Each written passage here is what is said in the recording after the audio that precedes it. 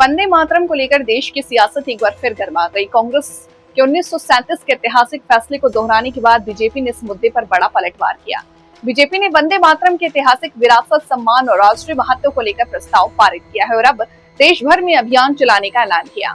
BJP के मुताबिक इस अभियान के जरिए देश के लोगों को वंदे मातरम के इतिहास, इसके अर्थ और स्वतंत्रता संग्राम में इसके योगदान के बारे में जानकारी दी जाएगी।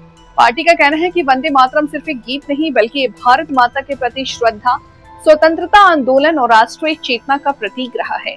दरअसल इस पूरे विवाद की शुरुआत कांग्रेस कार्य समिति के 19 अगस्त के लिए किए गए फैसले से हुई। कांग्रेस 1937 में लिए गए अपने पुराने निर्णय को दोहराते हुए पार्टी कार्यक्रम में वंदे मातरम के पहले 2 छंदों के गायन की बात कही।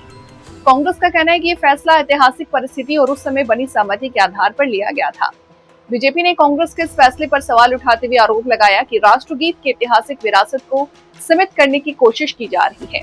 पार्टी ने कहा कि वंदे मातरम का स्वतंत्रता आंदोलन में बेहद महत्वपूर्ण ध्यान रहा है और इसकी पूरी ऐतिहासिक पृष्ठभूमि को देश के सामने रखा जाना चाहिए। बीजेपी के राष्ट्रीय अध्यक्ष नितिन नवीन ने कहा कि पार्टी वंदे मातरम की गरिमा, सम्मान, विरासत की रक्षा के लिए प्रतिबद्ध है।